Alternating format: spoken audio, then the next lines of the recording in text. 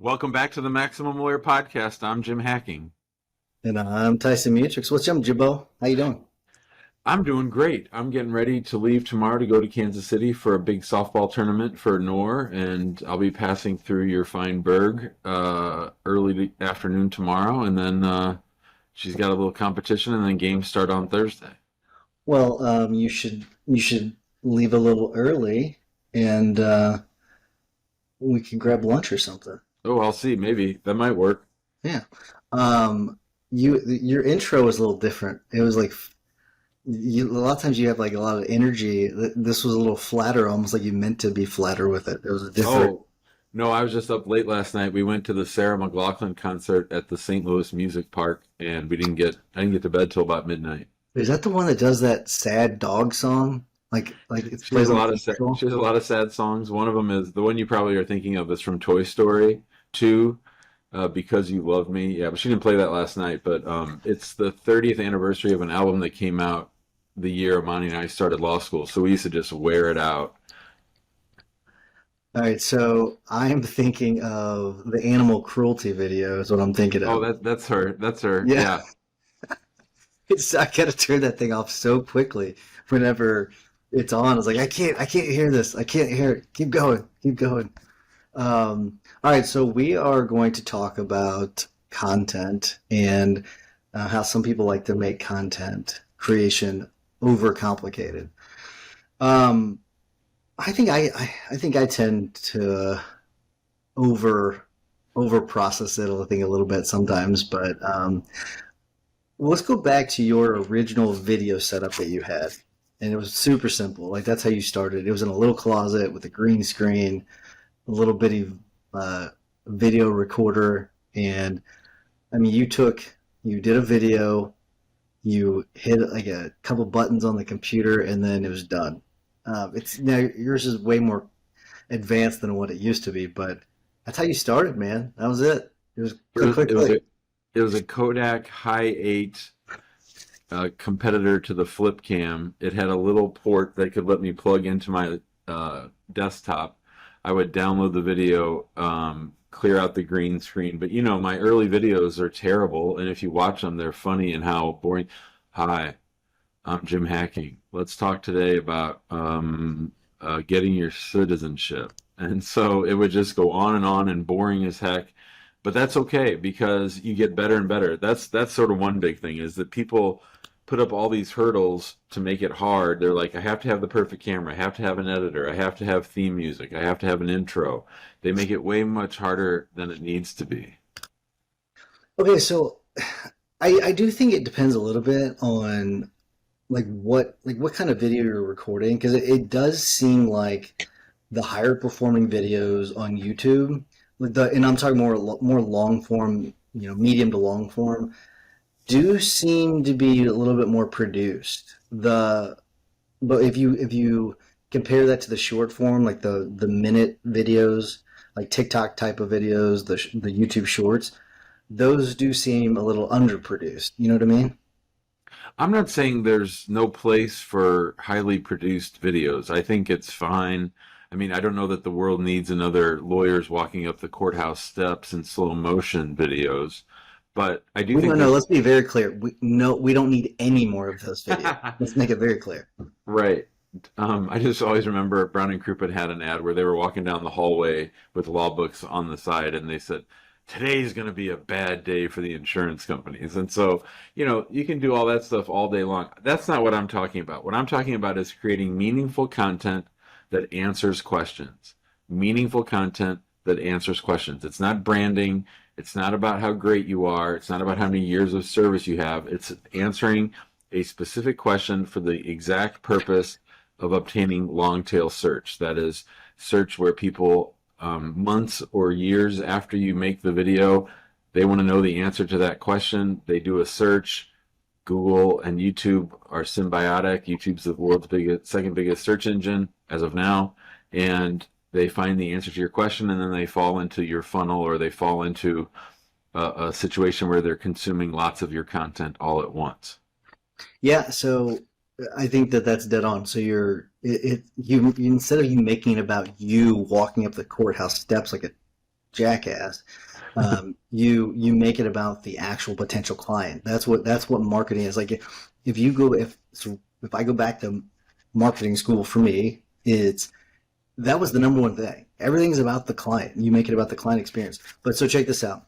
Um, Two of our newest employees, I had them write down 10 questions you would have if you were injured in a car crash. Okay. I gave them a little index card, and then they both wrote down these 10 questions. It's perfect. And so they're very, very tiny writing. And so these are all things I can use for content, which it's interesting because a lot of them are similar to other questions I've gotten, but I've actually never gotten this one. How can I help? How can I get help for myself and the other driver? I found that an interesting question, but could, I think that that's actually a valid question because, and that's, I can do a lot of good content with that. And so that's a very simple way of doing it is just asking your people for questions that they'd have or your clients, or just, you talk about this all the time, repeatedly, all the questions that you get on a regular basis from clients, record videos about them. I love the point that you just made, that you've already made videos about how do I get help after I'm in an accident, but then someone asked you it slightly differently. They said, how do I get help for me and the other person? If you start walking around listening for content ideas, your ear will get better at hearing the phraseology that people use. And the great thing is that if you're listening to the phraseology, that's probably the thing they're going to type into Google. So you can really become attuned. Like when I do my Immigration Answers live show, someone will say something about a topic that I've talked about many times on that show or in separate videos, but the way that they frame it is a way that I haven't thought of saying it before, and it gives me a different entree into making a lot of the same points that I like to make, but in a totally new and different way. So I think we did this training in the guild, and I don't know if you remember this, but it was on videos, and we were looking at one of your videos that I think is either your best performing video or one of the top few, and then you had created or you were going to create a similar video just to see how they tested because um, I think the old video wasn't as polished, and so you were gonna redo it. Have you ever redone that video? Do you know what I'm talking about? Yeah, I know which one it was. It was the five biggest mistakes people make at their immigration interview. And the thing about that thumbnail was the five was huge. I don't know. So we did try to recreate it, and it did about one third as well. It still did really well. People love to know about mistakes, hacks, secret tips. If anybody, especially in my realm, but certainly in your realm too, how to deal with the insurance company, like the six secret things the insurance adjuster doesn't want you to know. I mean, having a number on it makes them want to watch till the end of the video, which will make your video perform better, which means more people will see it, and then it's a virtuous cycle. It's a good idea. And what is it about this the blank number of blank, Mhm. whatever, like this six secret tips, or I don't know what it is, but with that, sometimes I'll get into this mode where I'll think, oh well, this is obvious. No one knows that. And the reality is, the average person doesn't know it. It's just obvious to us because we do it all the time. Like there's immigration stuff that is absolutely obvious to you, right? But I don't know it. I'm a lawyer. I don't know this stuff.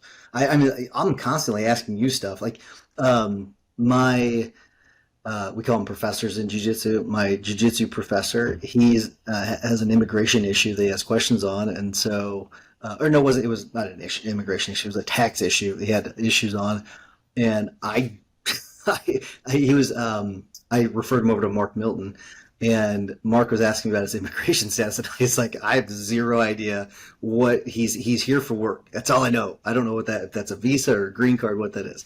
But like to you, that's obvious. You know what I mean? Like you know right off the top of your head what he's here for.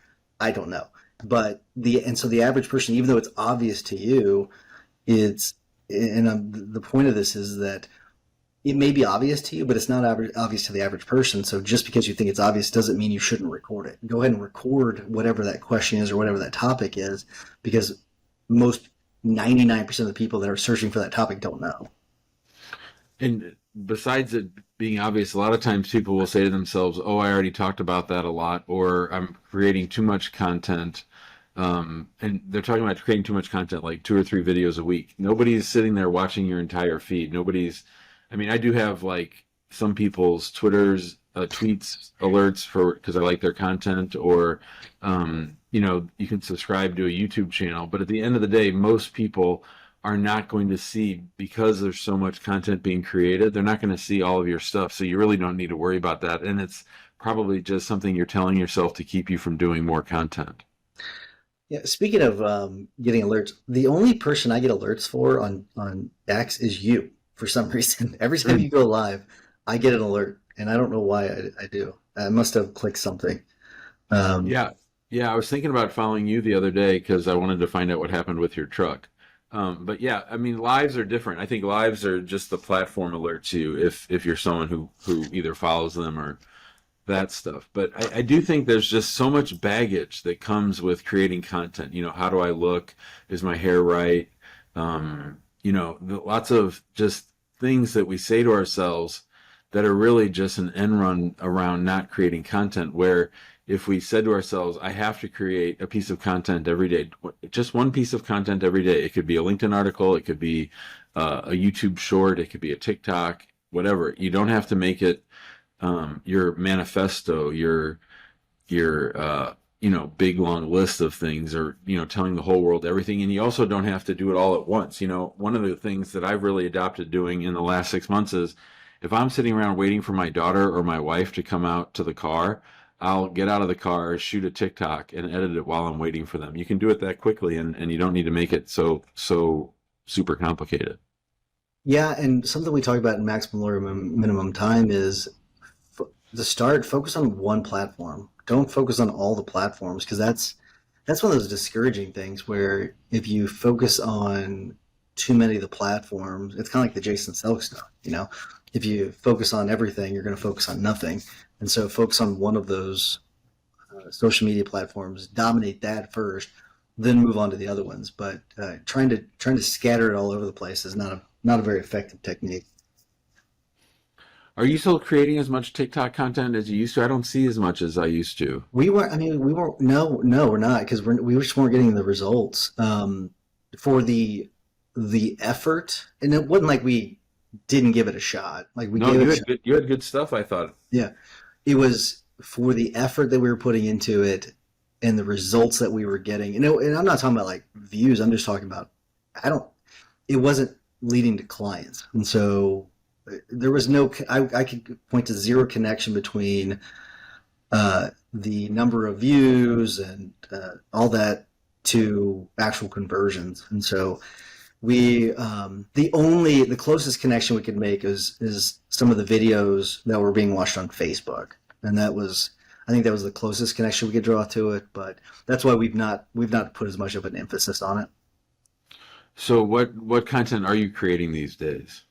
So I do put a lot on X, and then we are doing occasional YouTube, but we're not doing, and it's on a regular basis, but we're not doing like I was doing a TikTok slash YouTube short a day, so I was Yeah. doing one a day, which was a lot, and we did that for several months, and it was, I mean, we got great views, but just the amount of effort that we were putting into it, and then we had switched to longer form videos that essentially what I would do is would record these really long videos and then they would be cut down, and those were pretty effective. And so we've done more of that over the last year or so. Let's talk about another topic when it comes to content creation, and that is having a distinct voice. I think it's really important that you have a distinct voice and that you try to bring out some of your personality. I like to make silly faces. I like to point out dumb things the government does. I like to point out when they screw people over. I mean, if I was creating content for car accidents and stuff, I would be clowning on insurance companies all the time. Like if I saw a State Farm sign and I knew that State Farm had just screwed over one of my clients, I'd hop out of my car, I'd show myself with their logo, and I would just be dogging them right there on video. I think if you take sort of like a guerrilla, Guerilla approach to it, where you're just sort of like a quasi gonzo journalist with your phone and just, like popping up and just, making faces and going like this, I think that goes a long way. When I put a little pizzazz into the TikToks, they perform much, much better. Yeah, you're definitely really good about having like the fun with it, and I would say just whatever works for you, like whatever style. Um, it does seem like the higher performing videos are there's a little bit of humor mixed in. Um, and so like if you're doing like some sort of like lawyer video, it's the humorous ones are usually the ones that perform the best. Like if you look at like TikTok lawyer, and there's a couple people that we've had on. Was it TikTok Barbie? Was that what she went by? Um, yeah, she Yes. mixes in a little bit of humor into her stuff. So I think you're right. I think putting in those kind of smart quips, those clever quips, and yours are you say your big head. It's always your big head, but yours are consistent though. Like if I go to your video, I know what I'm going to see. I'm going to see these like quick cuts, Jimbo's big old head, Mhm. something pretty funny. It's going to be high paced, but I think being consistent is really what's important most of all. Yeah, and I think that you should spend some time if this is something you really want to do. Number one, and you said earlier about learning the platforms, you need to spend time on the platforms. I mean, TikTok is insidious in that they make you sit on TikTok while your video is uploading. So at the very least, use that time to see what other people are doing. Follow the kinds of people that you want to have your channel be like, if TikTok's the channel that you choose. But if you haven't already, there are two great books Gary Vee has put out. One's a little dated, but it'll still drive home the point, and that's jab, jab, jab, right hook. That's about learning the rhythm of the content. Obviously, I'm going to be much more buttoned up on LinkedIn than I am on TikTok or YouTube Shorts, right? I'm not going to be as silly as I am on LinkedIn, although sometimes I do. And actually, sometimes being against the grain on a particular platform works well too. Like you could act all nerdy and studious. If I made a bunch of silly videos on TikTok and then I made one very academic, I think people would, it's a pattern interrupt, and you want to have those pattern interrupts. So check out Jab Jab Jab Right Hook. But then Gary Vee's new book is Day Trading Attention, and I got to tell you, Tyson, it's some next level stuff. It's the stuff they're doing for their clients, and I consider myself to be pretty well versed in this stuff. I spend a lot of time thinking about it, and there's stuff in there that I barely understand. Like there is some next level ninja crap, and I'm like, holy shit, this is the Bible. This is the next 2.0 of what we need to be doing in content creation, and it's literally mind blowing if you really dig into it.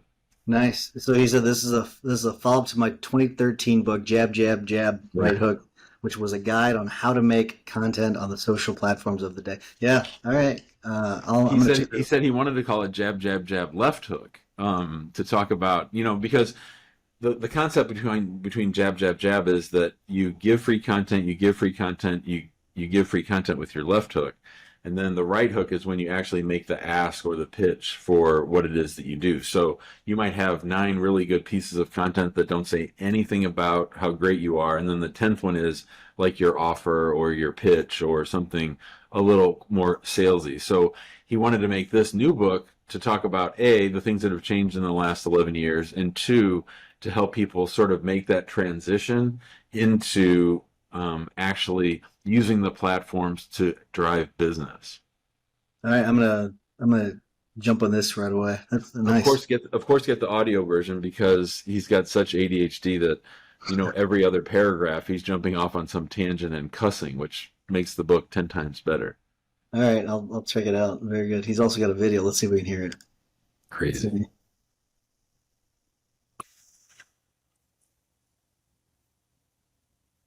I can't hear it. All right. There's a little teaser.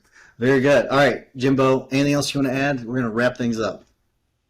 Just keep it simple, stupid. Just don't make it hard. Make it easy, and don't be hard on yourself. Don't look at your numbers. Don't criticize your skin tone. Just get to work and make some content. Sometimes those crappy ones are the good ones. Yeah, That's for crazy. sure. All right, let's wrap things up. Before I do, check us out on Facebook. Go to Maximum Lawyer inside of Facebook and search, and you'll find us. If you want to join us in the guild, go to maxlawguild.com. You can join us at one of our quarterly masterminds. We got Charlotte and Vegas at the end of this year, so we're looking forward to that. And while you're listening to the rest of this episode, if you don't mind us help spreading the love, give us a 5-star review, that would be greatly appreciated. We would love it if you did that, so please do so. Jimbo, what is your hack of the week? We talk to a lot of lawyers who struggle with delegation, and they struggle with letting things go, and they struggle with not being in every aspect of the business. But I really want our listeners to spend some time thinking about, could I outsource or delegate a lot of the stuff related to our finances? Obviously, you're not going to give control of the bank account. But I think that when we talk about exercising that muscle, other than having a personal assistant to really do a lot of the stuff, if you're trying to develop that muscle of delegation, finance is something that you can really get bogged down in. It can really take a lot of your time. We noticed that Amani was spending way too much time in the finance realm and sort of directing too much of the finance stuff. So we're going to shake things up in finance. And I really think that people need to figure out, what do I need numbers wise and reporting wise to feel comfortable to let someone else do the day-to-day matching up of transactions, balancing out the trusting account and the operating account. You don't need to be doing that stuff.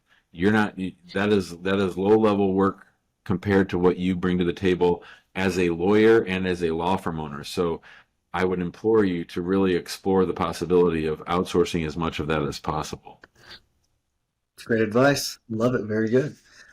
For my tip of the week, it's related to today's topic, and it comes from my buddy Jim Hacking. So let's say you get a question from one of your clients, if you type that into Google, right? Google's going to give you, let's see, I'm looking at right now, 8 or so related searches. So you've now taken that one question and you've now multiplied that times what, 9 now? Because you have, I guess, 9. You have 9 topics now, not just 8. So, or 1. You have 9 total. So you can go and record videos on each one of those related searches. So, Jimbo, thanks for that hack you gave me a while ago, and it's very, very helpful. So if you have a question and you're like, okay, I've already recorded this video, what are some other ideas? Just type it into Google. It's going to give you related searches, and now you've got a bunch of other content. That is my tip of the week. So good talking to you, Jimbo. See my new hammer? See it? Like it on the wall? Oh yeah, what's that for? What new with that? That's my hammer. So it's for like our hammer letters. Oh, I see. Did I ever tell you about the time my dad, during summer vacation, he said, Jimmy, go back with a sledgehammer and break up the concrete. We had a little lip of concrete, and so I went out there and I kept hitting, instead of hitting the hammer part, I kept hitting the stick, and I broke the stick in half. And it was my father's sledgehammer, so he was so pissed. That's one way of getting out of work.